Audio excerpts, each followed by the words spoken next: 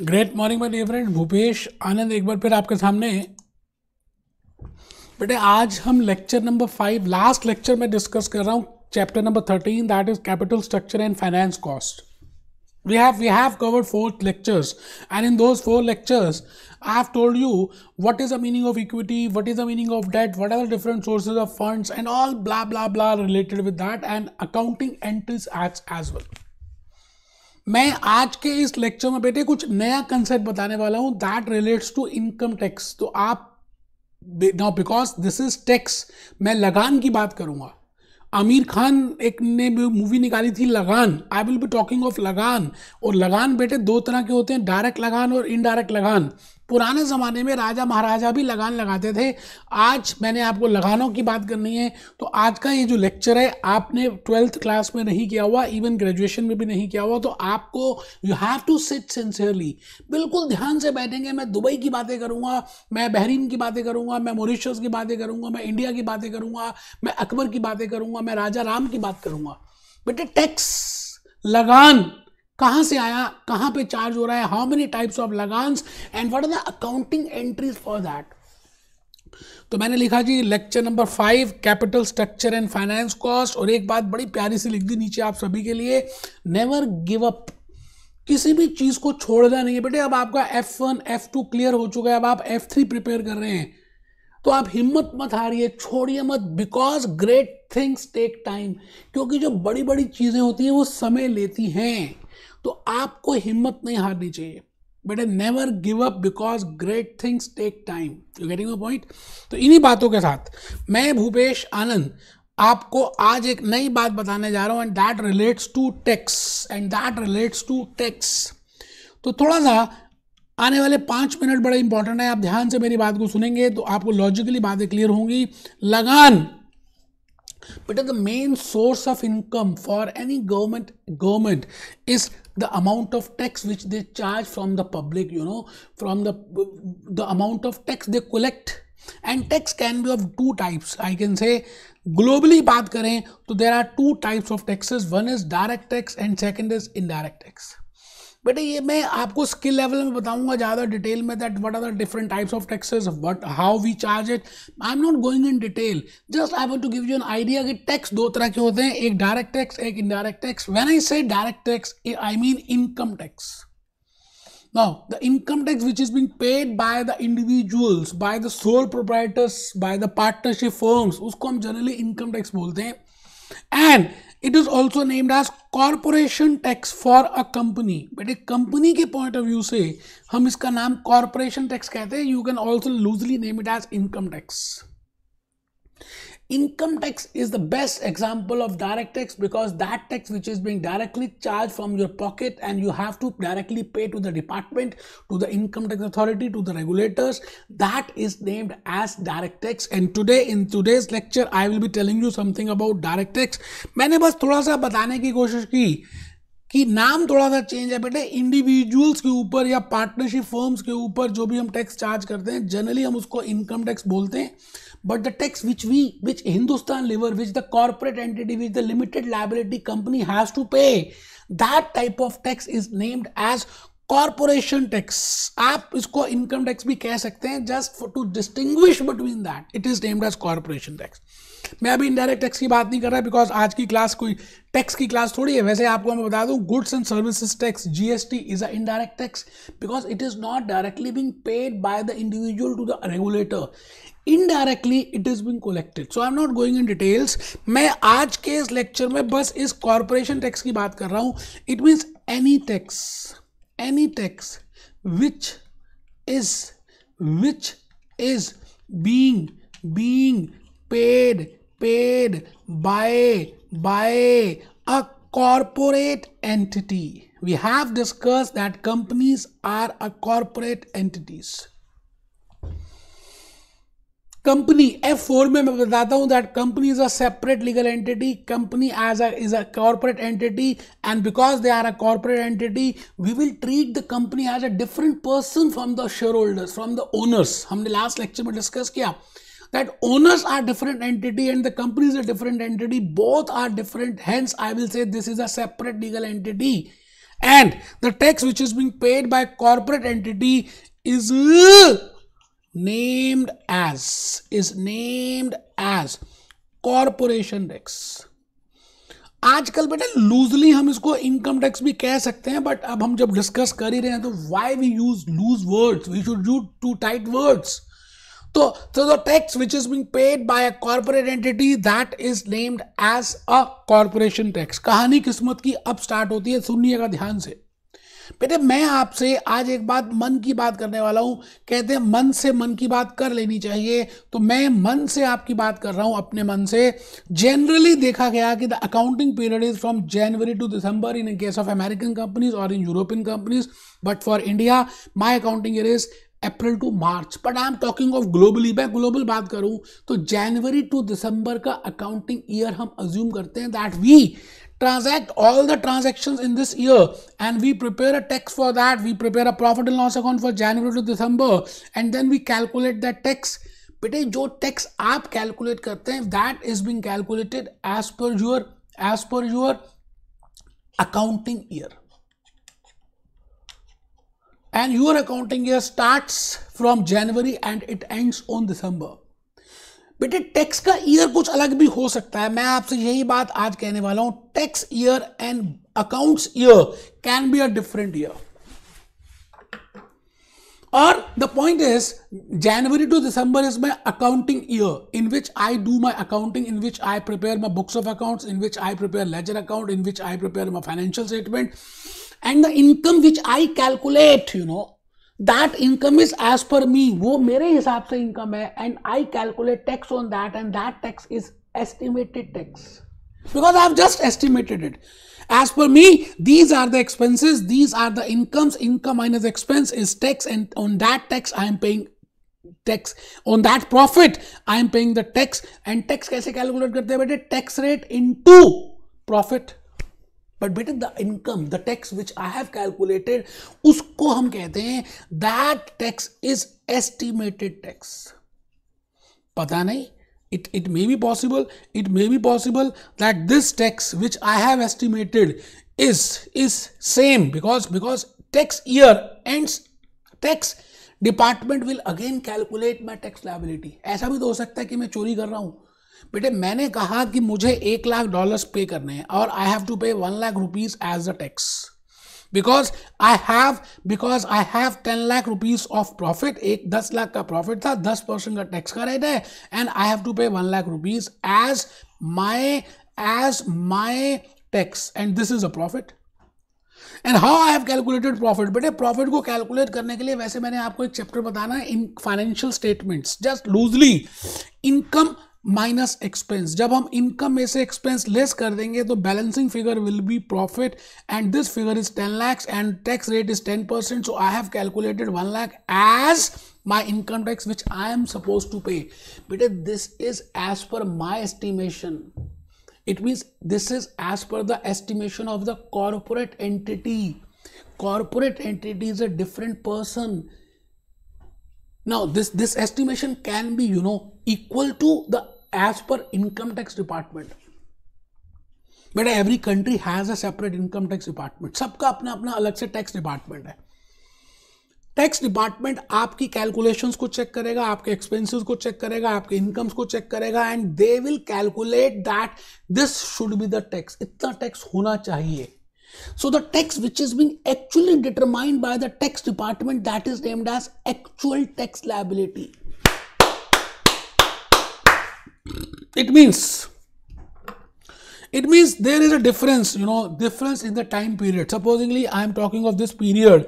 मेरा tax का period ये हो सकता है, but my year end this. It means they do not match. It may be possible that my actual tax liability is being determined at this period. मेरा actual tax liability income tax department ने इस period में estimate किया, but as a ACCA, as a accountant, I have estimated that my income tax should be this much. It means estimated income tax can be or cannot be equal to actual tax which is being determined by income tax department. दोनों अलग अलग हो सकते हैं. जैसे मैंने कहा, मैंने एस्टिमेट किया 1 lakh is my estimated income tax, but as per the actual tax authority, income tax authority, ये आ रहा है बेटे 1,20,000। It can be possible 1 lakh, 1 lakh के बराबर भी आ सकता है, 1,20,000। और income tax department they have estimated my tax liability as 90,000 और they have estimated my tax liability as 1 lakh and I have also estimated my tax liability as 1 lakh. आराम से बेटे बात को समझना है, सुनना है। आप डायरेक्टली कैप्लॉन से देखेंगे, बीवी से देखेंगे तो समझ नहीं आएगा। मैं जो कह रहा हूँ दोबारा से सुनिएगा, मैं रिपीट करता हूँ अपने गोल्डन वर्ड्स। बेटे एक तो ऐसा होता है ना, जब आप पेपर दे के आते हैं, आपने अपने पेपर दिए, आपने जैसे पेपर दिया, पेपर देखा और आपने पेपर दिया 12th क्लास में, और आपने घर में आए और अपने मार्क्स लगा लिए। इट मीन्स जो मार्क्स आपने अपने लगाए हैं after giving that examination, that is estimated by you. अभी आपका पेपर चेक नहीं हुआ, पेपर चेक होगा, बट आपने you have estimated that you will get this much number of marks in accounts in 12th class, let it be 95। आपने 95 सोचा कि आपको मिलेगा। बेटे किसने सोचा है? रामलाल ने, मैंने नहीं सोचा बेटा, रामलाल ने। Ramlal after some period his paper will be checked. बेटे उसका जो पेपर है कुछ पीरियड के बाद ही तो चेक होगा, आज थोड़ी चेक हो जाएगा। तो after some period examiner has check the paper, और ऐसा भी तो हो सकता है कि उसके मार्क्स 99 आ जाए और 90 आ जाए और डायरेक्टली 95 ही आ जाए। This can be possible. I have taken all the 3 situations which can be possible. It means the marks जो उसने एस्टिमेट किए थे वो उसके एस्टिमेटेड थे, बट जो एक्चुअली में एग्जामिनर ने मार्क्स अलॉट किए, that is actual tax. Now actual tax कुछ दिनों के बाद after a period will be calculated, और एस्टिमेटेड टैक्स तो आज ही आपने जैसे पेपर दिया, जैसे अकाउंटिंग ईयर कंप्लीट हुआ, you have calculated that. So there is a gap between, there is a gap of time period between the accounting period and the tax period. दोनों में gap है. So the tax which is being calculated or which is being estimated by you, that is named as estimated tax, and the tax which is being estimated by department, उसको क्या बोलते हैं? Actual income tax. बात समझ आ गई? मैंने अभी तक जो भी बताया ये बताया कि दोनों टैक्स अलग अलग हो सकते हैं। टैक्स 2 तरह के होते हैं। कॉर्पोरेशन टैक्स कंपनी जो पे करती है, कॉर्पोरेशन टैक्स में कंपनी को पहले एस्टिमेट करना पड़ेगा, फिर वो रिटर्न फाइल करेगी, डिपार्टमेंट चेक करेगा, डिपार्टमेंट जो लायबिलिटी कैलकुलेट करेगा, there can be a mismatch. Now what are the accounting entries to be passed? बेटे मेरे को अब आपको ये बताना है कि इन दोनों केसेस में अकाउंटिंग एंट्रीज क्या होने वाली हैं। बड़ा ही सिंपल है बेटे, मैं क्या बताऊं, अगर आप लॉजिकली समझेंगे तो बड़ा इजी लगने वाला है आपको। What are the accounting entries to be pass? Supposingly मैंने आपको अभी भी बताया कि this is year end, this is year end, and you have prepared your financial statements and you have calculated you means a company has estimated that this should be their income tax which they are liable to pay. This is their income tax charge which they have to pay to the department. This is income tax charge which they have to pay to the department. So income tax charge is this much. Supposingly they have estimated कि 1 lakh income tax charge है, अभी बेटा पे नहीं किया, आपने just calculate किया है। तो आप बताइए, जब आप कैलकुलेट करेंगे 1 लाख रुपए, now at the time of preparing statement of financial position you have to show this 1 lakh because it is expense for you as per prudence concept, it is expense for that accounting year. It means it has to be as per revenue recognition concept also, even if you have not paid but that expense relates to that accounting year. ये expense उसी period का है, इसलिए आपको जब financial statements prepare करनी है for that period you have to write down the entry, you have to account this expense in that year. तो मैं क्या करूंगा, इसी ईयर में एंट्री पास करूंगा, let it be year number 1। मैं ऐसा अज्यूम करता हूं, let it be year number 1, मैंने इसको ईयर नंबर 1 कह दिया, ठीक है जी। तो ईयर नंबर 1 में end of year 1 I will pass 1 journal entry, I will account this 1 lakh rupees. Now this is expense, all expenses are debited, either you can follow accounting equation approach, तो मैं कुछ debit करूंगा, कुछ को credit करूंगा। Mind it, I have not paid, मैंने अभी पे नहीं किया, देना है। This is just like a outstanding expense. आप कैसे एंट्री पास करते थे? Expense debit, debit expense, credit outstanding expense. I think I have already told you these entries. अगर एंट्रीज नहीं भी आती है तो टेंशन लेने का नहीं है। आप ये बताइए, this is income tax charge, income tax charge debit और expense debit, because all expenses are to be debited, because I have not paid it, so it is a liability for me। तो मैंने यहां पे लिखा it is credit income tax liability। बेटे मैं ऐसा भी लिख सकता हूं, और मैं income tax liability की जगह I can use a word named as tax payable। आराम से बेटे, कोई जल्दी है नहीं, आराम से देखेंगे। मैं 1 लाख रुपीज से ये एंट्री पास कर रहा हूं, 1 lakh rupees, because I have estimated that my tax liability should be 1 lakh, so I am passing this journal entry by 1 lakh. यहां तक किसी को कोई डाउट हो तो बता दीजिए बेटे। 1 लाख रुपए से आपने एंट्री पास कर दी, डेबिट किया income tax expense and credit किया income tax liability, because you have not paid it. So either I can write it down income tax liability or I can also write it down tax payable। Year 1 का concept समझ आ गया। This is, अभी income tax department picture में नहीं आया बेटे, after this year 2, मैं अब ईयर 2 में आ गया बेटे। I am coming in year 2। Year 2 बेटे, ईयर 1 कंप्लीट हो गया, ये देखो ये ईयर 1 कंप्लीट हो गया बेटे। Now I am entering into year 2। Year 1 में क्या था, आपने 1 लाख रुपए की लायबिलिटी कैलकुलेट की और इसकी एंट्री पास कर दी। बट इन ईयर 2 बेटे, ईयर 2 में, in year 2 actual tax liability is being determined by income tax department. Actually में कितना टैक्स पे करना चाहिए था for this year is being determined in this year, because there is a mismatch of the period। so actually में आपके marks कुछ period के बाद आएंगे। it means the liability, the income tax liability which is being calculated or which is being determined by income tax department, उसको हम कहते हैं, उस लायबिलिटी का नाम है एक्चुअल टैक्स लायबिलिटी। सपोज करते हैं बेटे, सपोज करते हैं 1,20,000 रुपए की लायबिलिटी कैलकुलेट की इनकम टैक्स डिपार्टमेंट ने। अब बेटे ईयर 1 में आपने क्या किया, आपने कुछ पे तो किया ही नहीं था। SOFP और SOCI में आपने स्टेटमेंट ऑफ कॉम्प्रिहेंसिव इनकम और स्टेटमेंट ऑफ फाइनेंशियल पोजीशन, मतलब बैलेंस शीट में और प्रॉफिट एंड लॉस अकाउंट में आपने यहां पर शो कर दिया था टैक्स पेबल। टैक्स पेबल आपने यहां पर टैक्स पेबल 1 लाख शो कर दिया था, और अभी आपका चार्ज भी था, and that is you have debited here income tax charge, that is 1 lakh. ये तो आपने ईयर 1 में 1 लाख का चार्ज शो किया और 1 लाख का टैक्स पेबल दिखा दिया। ईयर 1 का चैप्टर क्लोज। मैं भूल गया था SOFP और SOS प्रॉफिट एंड लॉस में क्या इफेक्ट आएगा 1 लाख का, वो मैंने बता दिया। But now I am in year 2। In year 2 income tax department has calculated your liability, that liability you have to pay is 1,20,000, that is for year 1। Year 1 में जो आपने सोचा था कि आप 1 लाख देंगे, आपको ईयर 2 में पता चला कि नहीं, आपको 1,20,000 पे करने हैं। तो सवाल ये आता है कि अब आप ईयर 2 में क्या करेंगे, what you will be doing in year number 2। बड़े सिंपल है बेटे, लॉजिकल है। आप बताइए मुझे, खुद लॉजिक से देख सकते हैं। 1 लाख यहां था, मैंने 1 लाख की एंट्री कर दी थी, बट यहां पर 1,20,000 आया, प्लस ईयर 2 की लायबिलिटी आपने एस्टिमेट की 90,000। Estimated tax charge, this is for year number 2।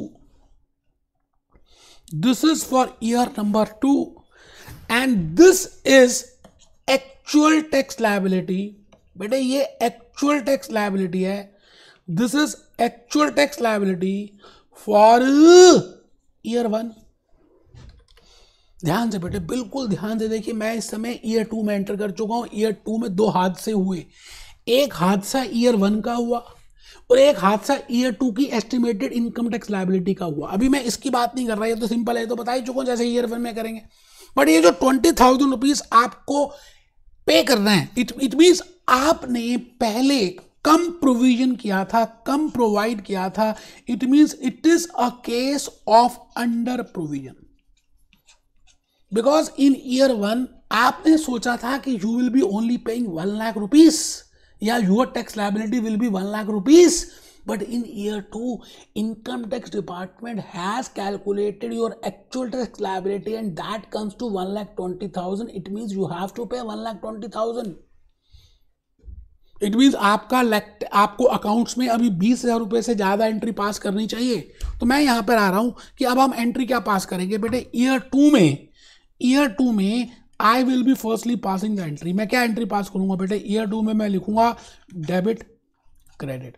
Debit क्या करेंगे बेटे. डेबिट करेंगे इनकम टैक्स चार्ज और इनकम टैक्स एक्सपेंस. कुछ भी लिख सकते हैं बेटा, कोई टेंशन की वाली बात ही नहीं है. डेबिट 20,000. मैं अभी ईयर 1 का ही बता रहा हूं. ईयर 2 का जो एस्टिमेटेड अभी किया अभी देखते हैं. पहले 20,000 का कंसेप्ट समझ आ गया. And I will credit tax payable. Tax payable को मैं बेटा क्रेडिट करूंगा और उसकी जगह लिख दूंगा 20,000, 20,000 rupees. It means if it is a case of under provision I have to provide it. और बेटे सेकेंड ईयर में अब मुझे कितनी पेमेंट करनी पड़ेगी टैक्स की, मैं पे भी कर दूंगा. And how much I will pay tax payable debit credit cash. बेटा अब एंट्री सारी आपको पता है, मैं इसलिए अभी लॉजिक नहीं बता रहा. कितनी बार तो लॉजिक बता दिया, मेरा गला दर्द होने को आ गया बेटा. आराम से बेटे ईयर 2 में आप 3 एंट्रीज पास करेंगे. मैंने अभी पहली एंट्री पास कर दी which is of under provision. Second entry pass कर दी जो आप टैक्स पे करेंगे क्योंकि अभी तक किया नहीं था. बेटे थर्ड एंट्री किसकी होगी बेटे. थर्ड एंट्री होगी जो ईयर 2 का आपने एस्टिमेट किया है tax liability, that is income tax charge 90,000. Tax payable 90,000. आराम से बेटे, कोई जल्दी है ही नहीं. मैंने 3 एंट्रीज पास किया, पहले आराम से देख लीजिए. बड़ा लॉजिकली क्लियर कर रहा हूं आपको मैं. आपको अब इसके बाद मजाक लगेगा सब कुछ जब अगर इनकेस आपने मेरे 10 मिनट लास्ट 10 मिनट ध्यान से सुने. नहीं सुने तो दोबारा से रिवर्स रिवाइंड कीजिए, बैक कीजिए और सुनिए. मैंने पहले एस्टिमेट किया कि फर्स्ट ईयर में I have taken into account. मैंने अज्यूम किया कि in first year I have to pay 1 lakh rupees because estimated income tax as per me, as per a corporate entity is 1 lakh. और मैंने उसकी entry pass कर दी. Year 2 में क्या हुआ, जो मैंने 1 लाख सोचा था, इनकम टैक्स डिपार्टमेंट ने 1,20,000 की लायबिलिटी क्रिएट की. इसका मतलब मुझे 20,000 ज़्यादा देने हैं. तो ईयर 2 में मुझे एक तो 20,000 की एंट्री पास ये करनी है और टोटल अमाउंट 1,20,000 को पे करना है. और ईयर 2 में भी तो मैंने कुछ इनकम अर्न किया होगा. ईयर 2 में भी तो आई हैव अर्न प्रॉफिट और उसके ऊपर टैक्स होगा. तो मैंने उसको अज्यूम किया 90,000 rupees, 90,000 as the year 2 profit और उसके ऊपर टैक्स आ गया 90,000. ठीक है जी. तो ईयर 2 में मेरे को 3 एंट्रीज पास करनी है. एक तो फर्स्ट एंट्री पास करनी है बेटे अंडर प्रोविजन की, जो मैंने ईयर 1 की टैक्स लायबिलिटी अंडर प्रोवाइड की. तो मुझे 20,000 रुपये का डिफरेंस देना है. तो मैंने पहले क्या किया, income tax charge debit 20,000, credit income tax liability और टैक्स पेबल 20,000. ये तो चैप्टर क्लोज हो गया. अब 1,20,000 जो फर्स्ट ईयर के देने थे आई हैव टू पे, तो टैक्स पेबल उस लायबिलिटी को पे कर देते हैं. टैक्स पेबल लायबिलिटी को नलीफाई कर देंगे. Debit tax payable credit cash 1,20,000 ये मैंने पे कर दिया. थर्ड केस में मैं आ गया जी. थर्ड केस में 90,000 का जो टैक्स लायबिलिटी मैंने ईयर 2 में कैलकुलेट किया उसको देख रहे हैं. Debit income tax charge, this is for year 2, this is for year 2. And tax payable this is for year 2. अब इसका एक्चुअल कैलकुलेशन होगा ईयर 3 में. मेरी बात आप समझ रहे हैं. तो ईयर 3 में फिर हम एंट्री पास करेंगे. अब आप आ जाइए ईयर 2 में what will be the balance sheet and this. मैं यहां पे दिखा रहा हूं बेटे SOFP. मैं जान के दोनों दिखाता हूं कि आपको ज्यादा समझ आए. Year 1 year 2. SOCI इसका मतलब profit and loss. Year 1 year 2 थोड़ा सा ज़्यादा क्लियर होगा बेटे अगर मैं दोनों एक साथ दिखा दूंगा.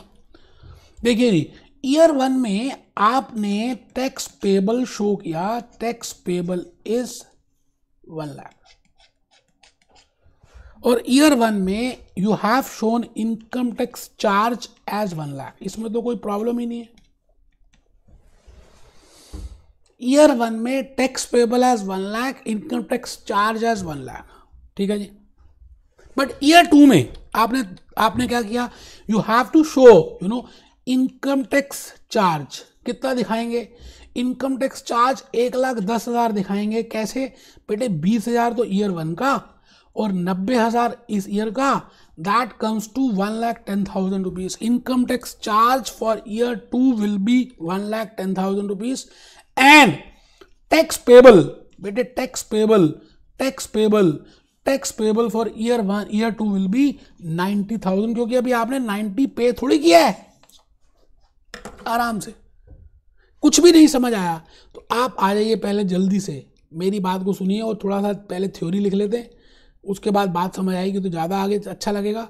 आइए जी, मैं लिख रहा हूँ ऊपर इनकम टैक्स, इसको फर्स्ट पॉइंट डालिए आज के लेक्चर का बेटे, पहला पॉइंट है, पहला प्यार, पहली बात, मुश्किल नहीं है, मैं फिर सब समझा दूंगा, आप बस मेरे पे फेथ रखिए, विश्वास कीजिए, मैं आपको दोबारा से क्लियर कर दूंगा। आपके पास जूस नोट्स हैं, आपके पास क्लास नोट्स हैं, आपके पास कैप्लन है, और उससे भी ऊपर इरादे बुलंद है, तो घबराना नहीं है यार। आप पहले लिखो income tax, A point, in case of sole traders and partnership, in case of sole trader, ये बात आपको पता है फिर भी मैं बता रहा हूं, सोल ट्रेडर और पार्टनरशिप में we do not treat them as a separate legal entity, हम मानते हैं कि वही हैं, बस वही बात बतानी है। In case of sole traders and partnership there is no separate legal entity, so the taxes imposed upon individuals. It means the tax rate which is being charged on sole proprietors and partnership will be as per the individual tax rate. बेटे दो तरह के tax rate होते हैं, जो tax rate company को अलग charge होते हैं, जैसे कंपनी है, कंपनी को जो टैक्स चार्ज होता है that is as per the companies tax rate, that is as per the corporation tax rate, और एक उस कंपनी के डायरेक्टर्स हैं, उनको इंडिविजुअल टैक्स चार्ज होता है because company is a separate person. तो वही बात मैंने यहां बतानी है, in case of limited liability companies there is a separate legal entity because company is an artificial person. मेरी बात आप समझ रहे हैं? Income tax paid by limited liability company, now because it is artificial company, it is artificial person, तो जो income tax वो company पे करती है, मैं ये कहता हूं that is a expense and a liability. Income tax paid by limited liability company, जैसे मैंने अभी बताया, income tax charge, income tax liability और टैक्स पेबल, तो मैंने एसओएफपी में कहां पे शो किया, it is shown debited in the SOCI profit and loss, और बैलेंस शीट में दिखाया एसओएफपी में। तो सी पॉइंट लिख रहे हैं आप, income tax paid by limited company is a expense and liability. लिख लिया, क्या एंट्री की थी मैंने अभी आपको बताया था, इनकम टैक्स बताया नहीं था बेटे, कैसी बातें करते हो बेटा, debit credit, income tax charge, income tax liability. Income tax paid by limited company is a expense and a liability, debit income tax charge, credit income tax liability. Company year and is different from tax year and, ये बात मैंने अभी बता भी दी है। Company का tax year and अलग होता है और टैक्स डिपार्टमेंट का अलग होता है। और आप ऐसा समझ लीजिए कि आप जब एग्जामिनेशन दे के आते हैं तो उस समय थोड़ी चेकिंग हो जाती है 12th क्लास में जब आप पेपर दे के आते थे। I am not talking of computerize based, so there is a mismatch. Because of that mismatch you have to firstly estimate, and then after some period you will get that actual tax liability, and then you have to match these figures. So there is generally a mismatch in the figure also, there is a mismatch in the period, there is a mismatch in the figure. So D point, company year ends is different from tax year end. Companies should estimate their income tax liabilities. Companies at the time of preparing their financial statement should estimate their income tax liabilities. जैसे मैंने अभी estimate किया था, 1 lakh rupees is the income tax liability for each accounting period and should be recorded. And it should be recorded for each accounting period. Her year की, जैसे मैंने अभी year 1 का एस्टिमेट किया 1 लाख, फिर ईयर 2 का एस्टिमेट किया 90,000, सो हर ईयर का every year they have to determine the tax estimated income tax liability और उसका एंट्री पास करना पड़ता है। Accounting for income tax debit, entry तो पता चली गई, debit income tax charge, credit income tax liability.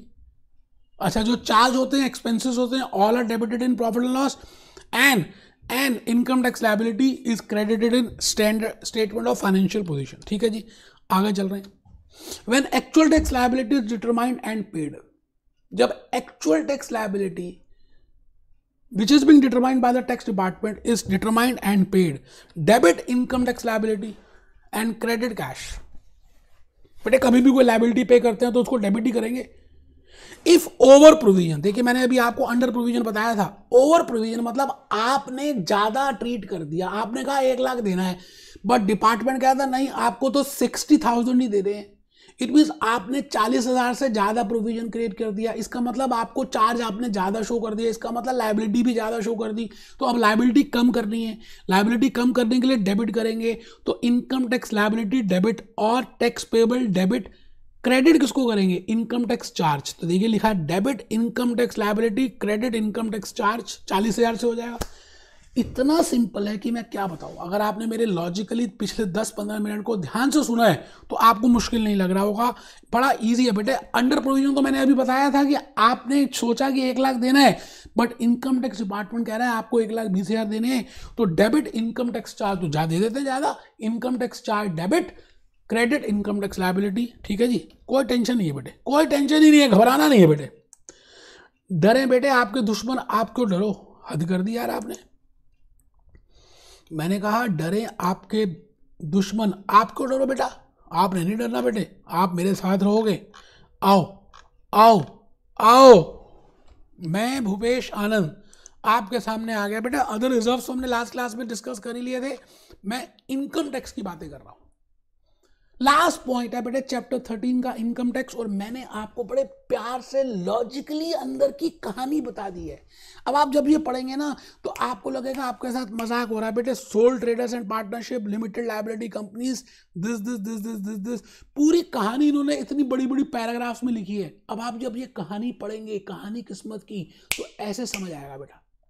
ठीक है जी, ऐसे समझ आएगा। Step for recording income tax, I think we have discussed a real case study in relation to how we will debit income tax. Step 1, income tax charge, debit, income tax liability, credit. Following step 2, following the year end, when actual tax liability will be calculated. When actual tax liability कौन निकालेगा बेटे? Income tax department. जैसे आपको paper check होता है, then income tax liability to cash, अगर मान लेते दोनों सेम है तब तो जितना था आपने पे कर दीजिए। And if it is difference, if there is a difference, income tax liability, income tax charge, जितना भी डिफरेंस है उसकी लायबिलिटी क्रिएट करिए अंडर प्रोविजन में, और अगर ओवर प्रोविजन में, अंडर प्रोविजन है तो फिर आप उसको ज़्यादा दे दीजिए। इसका मतलब अगले केस में हम एडजस्ट कर देंगे। ठीक है जी, ये देखिए जी करंट टैक्स एस्टिमेट, जैसे मैंने अभी करंट टैक्स एस्टिमेट किया था 90,000, ठीक है, जो मैंने सेकेंड ईयर का किया, ईयर 2 का जो अभी मैंने रियल लाइफ एग्जांपल दिया था, प्लस अंडर प्रोविजन 20,000, तो आप 1,10,000 शो करेंगे as a income tax charge in your profit and loss statement. ये बात हम ऑलरेडी कर चुके हैं। मैं आ गया जी test your understanding question number 7 के ऊपर। अगर आपके पास जूस नोट्स हैं तो आप जूस नोट्स निकाल लीजिए, दोनों में मैंने सेम रखा हुआ है। आराम से आ जाइए बेटे, आराम से, कोई जल्दबाजी करनी नहीं है। जल्दबाजी किस बात की करनी है बेटे, आओ आराम से देखेंगे। ये बेटा क्वेश्चन नंबर 1 है, गोरी Khan and company. Same question मैंने यहाँ पर लिया है और यहीं से देख लेते हैं। कैप्लॉन से तो सबके पास है। अब जूस नोट्स कई बच्चों ने नहीं भी लिए, क्योंकि जूस नोट्स में मैंने जो थ्योरी लिखी है, जो पीपीटीज बनाई है, that is a mixture of Kaplan as well as BBB. बड़ी मेहनत की बेटा। Company commence trade on 1 January 2004 and estimated that tax payable for the year was 1,50,000. बेटे एक कंपनी का बिगिनिंग ईयर होता है जनवरी टू दिसंबर। उन्होंने एस्टिमेट किया कि उनकी टैक्स लायबिलिटी 1,50,000 रुपए की है, ठीक है, तो 1,50,000 तो उन्होंने एंट्री पास कर दी होगी। Debit income tax charge, credit tax payable और इनकम टैक्स लायबिलिटी।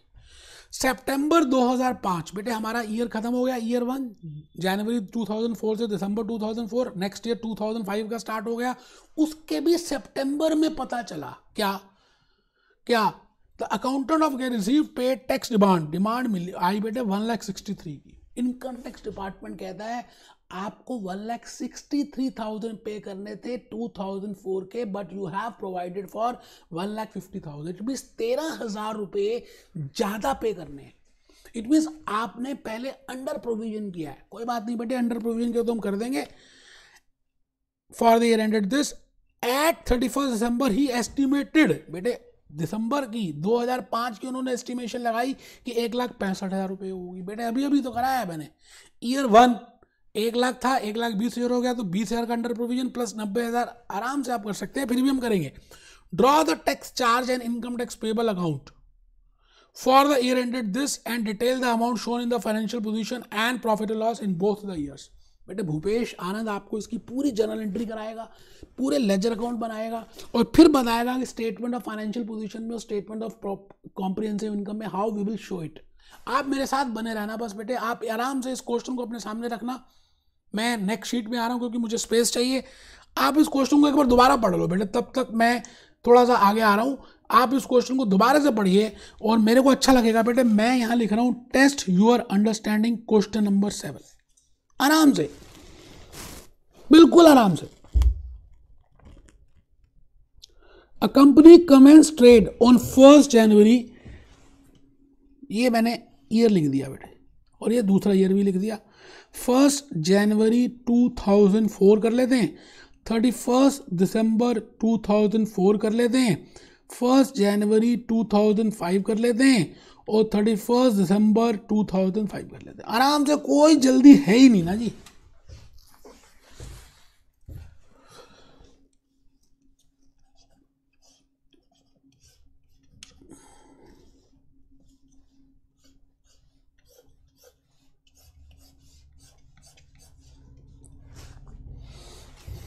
भूपेश आनंद के होते सारे लॉजिक्स क्लियर होने चाहिए बेटे, हमें फॉर्मेलिटी नहीं करनी। $1,50,000 का आपने इस ईयर में लायबिलिटी एस्टिमेट किया, ठीक है जी, बिल्कुल ठीक है। तो पहले हम क्या करते हैं 1,50,000, चलिए पहले मैं पूरा फ्लो चार्ट प्रिपेयर कर दूं। But as on this particular date, as on September, they have estimated that the liability is not 1,50,000, rather it is 1,63,000. And as on this date, that is when they are preparing the financial statement for 2005, then in that particular period, that amount is $1,65,000 बेटे। ये estimated tax है 2005 का, समझ रहे हैं ना बात को। चलिए जी आराम से हम एंट्रीज पास करेंगे। पहले मैं एंट्री लिखूंगा 31 दिसंबर 2004, ठीक है जी। एक को डेबिट करेंगे, एक को क्रेडिट करेंगे, बिकॉज हम इटली की बातें करेंगे। Debit and credit means we are following double entry book keeping system. So मैं यहाँ पे लिख रहा हूँ income tax expense. I am writing down income tax expense and I am crediting tax payable. और टैक्स लायबिलिटी भी लिख सकते हैं, कोई बात ही नहीं है सर, कुछ भी जो कर दीजिए, क्या दिक्कत है। $1,50,000 से मैंने ये एंट्री पास कर दी। समय बीतने लगा बेटा, 30 सितंबर 2005 आ गई बेटे और मेरे को एक लेटर आया as per email, I have to pay 1,63,000, it means I have to provide more 13,000। ठीक है जी, प्रोवाइड कर देते हैं। डेबिट कुछ कर देंगे, क्रेडिट कुछ कर देंगे। हम यहां पर दोबारा से लिख रहे हैं income tax expense and tax payable. आराम से बेटे, कोई जल्दी है ही नहीं। 12,000, 12-13 बेटा, 13,000। तो मैं इसको रब कर देता हूं बेटे, 13 है तो मैंने यहां 13 का डिफरेंस ले लिया because it is a case of under provision. बेटे 163 में से 150 लेस कर दें तो बैलेंसिंग फिगर आती है 13,000। ये आपको सबको समझ आ रहा है जी, 13,000। ठीक है सर, अब मैं आ गया बेटे 30 सितंबर में I will be paying tax also. मैं टैक्स भी पे कर रहा हूँ। तो मैंने यहाँ लिखा जी टैक्स पेबल 1,50,000 डेबिट। कैश जा रहा है, कैश कम हो रहा है, कैश क्रेडिट करेंगे, कैश एसेट है, मैंने 1,50,000 पे भी कर दिया क्योंकि एक्चुअल टैक्स लायबिलिटी डिटरमाइन हो गई। अब मैं आ गया जी 31 दिसंबर 2005 में। 31 दिसंबर 2005 means estimated income tax for the year 2005। तो वो कितना आएगा बेटा? डेबिट करेंगे, क्रेडिट करेंगे, इनकम टैक्स चार्ज और अगेन क्रेडिट करेंगे टैक्स पेबल। आराम से करना है, कोई जल्दी है ही नहीं। And this amount is 1,65,000। आराम से बेटे 165। मैं रुक गया हूं। हाँ सर आप थोड़ी देर रुक जाए। रुक गया बेटा, लेट के मत पढ़ना बेटा। एग्जामिनेशन फीस दोबारा पे करने की कोशिश मत करें। First time first success by Bhupesh Anand. Entries नहीं बताई बेटे कैप्लान में, भूपेश आनंद एंट्रीज भी करा रहा है, अभी लेजर अकाउंट्स भी बनाएगा और फिर बैलेंस शीट में कैसे शो करेंगे तब भी करेगा। बेटे फॉर्मेलिटी थोड़ी करनी है। आप बताओ पहले यहां तक समझ आ रहा है? ठीक है जी। अब हम आ रहे हैं, पहले इनके अकाउंट्स प्रिपेयर कर लेते हैं। अकाउंट्स के लिए मुझे क्या करना पड़ेगा? लाइंस ड्रॉ करनी पड़ेंगी। तो मैंने यहाँ पर लाइंस ड्रॉ करनी शुरू कर दी। आप भी लाइंस ड्रॉ करें। एक बच्चे को नींद आ रही है, वो कहते हैं क्या लाइंस ड्रॉ करनी है?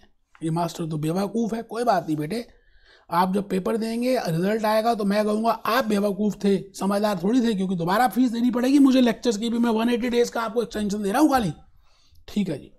तो यहाँ पे लिखिए जी income tax charge account and here we will be writing down. मैं यहाँ पे लिखूंगा टैक्स पेबल अकाउंट।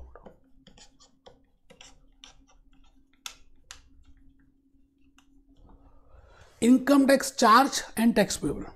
आराम से बेटे आप भी अकाउंट ओपन कर लीजिए जिससे कि हम चले। Income tax charge and tax payable, income tax charge and tax payable, income tax charge and tax payable, income tax charge and tax payable.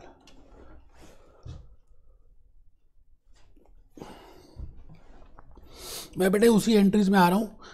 मैंने पहले लिखा था debit income tax expense, debit income tax expense, debit income tax expense by 1,50,000।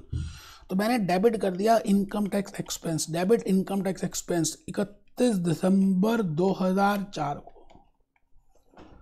उसी entry में गया मैं, मैंने लिखा है credit tax payable, credit tax payable, credit tax payable, credit tax payable, credit tax payable. तो मैंने टैक्स पेबल को क्रेडिट कर दिया और आपको पता ही है कि उस अकाउंट में उसका नाम नहीं आता। मैंने यहाँ पर लिख दिया टैक्स पेबल और यहाँ लिख दिया टैक्स चार्ज। शॉर्ट फॉर्म में लिखा, आप ध्यान रखिएगा। टीसी का मतलब है टैक्स चार्ज, टीपी का मतलब है टैक्स पेबल। चैप्टर क्लोज हो गया बेटे। मैंने यहाँ पर बैलेंस निकाल लिया और यहाँ 1,50,000 मैंने डेबिट टोटल कर दिया, यहाँ भी 1,50,000 शो कर दिया और बैलेंस निकाल दिया 1,50,000 और यहाँ पर भी 1,50,000 कर दीजिए और इधर भी 1,50,000 कर दीजिए और इधर बैलेंस कैरिड फॉरवर्ड निकाल दीजिए। अब इसको नेक्स्ट ईयर में यहाँ शो कर दीजिए और इसको नेक्स्ट ईयर में यहाँ शो कर दीजिए। मतलब ये ईयर आ गया तो यहाँ लिख रहा हूँ जी बैलेंस ब्रॉट फॉरवर्ड। ठीक है जी 1,50,000 और यहाँ लिख रहा हूँ जी बैलेंस ब्रॉट डाउन इज 1,50,000। मैंने कहा मुश्किल कुछ भी नहीं है। कैप्लॉन में they have given directly ledger accounts, but मेरा प्यार है कि मैं पहले जर्नल एंट्रीज भी बता रहा हूँ। अब मैं आ गया जी 31 दिसंबर 30 सितंबर 2005 when actual tax liability has been determined as 1,63,000 it means it is a case of under provision। तो मैंने 13,000 से ज़्यादा अपना अमाउंट शो कर दिया। तो income tax expense debit, income tax expense debit, income tax expense debit 13। तो मैं आ गया जी इस ईयर में भी मैं लाइंस थोड़ी सी ड्रॉ कर दूं सो दैट कि आपको एक आइडिया लग जाए।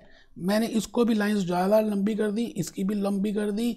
अब मैं आ गया जी यहाँ पे दिखा रहा हूँ 13 और यहाँ पर भी दिखा रहा हूँ 13। देख लीजिए एंट्री बेटे, एंट्री यही तो है।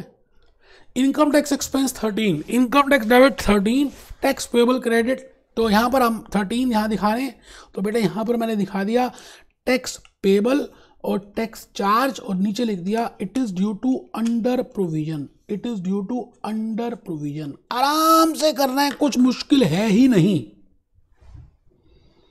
मैं नेक्स्ट एंट्री में आ गया जी। 30 सितंबर में मैंने एक एंट्री और पे की थी, पे कर दिया था टैक्स, दैट इज 1,50,000, 1,50,000 की लायबिलिटी मैंने पे भी कर दी थी। तो tax payable debit, tax payable debit, cash account मैंने नहीं प्रिपेयर किया क्योंकि बोला भी नहीं है। Tax payable debit, tax payable debit, tax payable debit, tax payable debit 1,50,000। आराम से देख लीजिए, tax payable debit 1,50,000, and because there is no need to prepare, you know there is no need to prepare that cash account, तो मैंने वो बनाया नहीं है। आप आराम से देखिए, tax payable debit, tax payable debit, tax payable debit, tax payable debit मुझे 163 करना चाहिए था बेटे, ये गलती कर दी मैंने। ये देखिए यहाँ पर 1,63,000, क्योंकि मैंने जब अंडर प्रोविजन किया है तो ये थोड़ा सा मिस्टेक है बेटा मेरी साइड से, मैंने ध्यान नहीं दिया।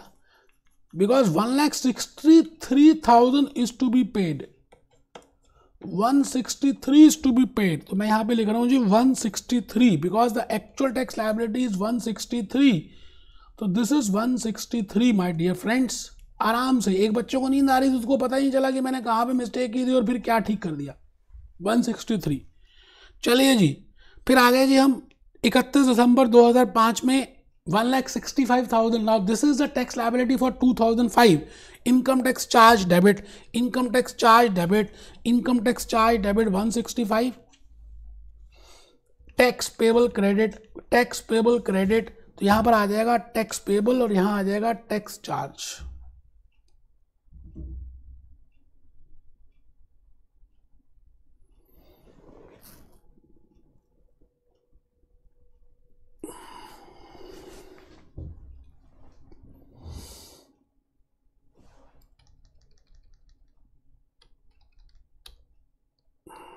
So now we can transfer to profit and loss account and then we can calculate the balance. Hope आपको बात समझ आ रही है।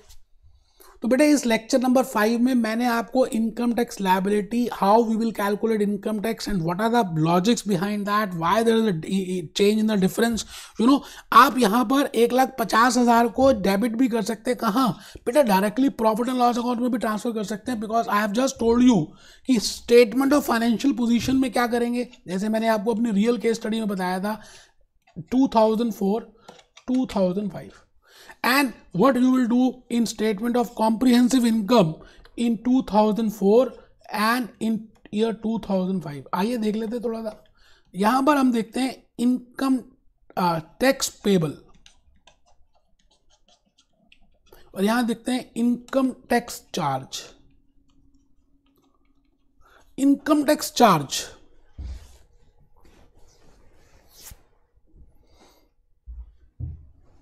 इनकम टैक्स यहां तो सिंपल ही बेटे 1,50,000 और 1,50,000। ईयर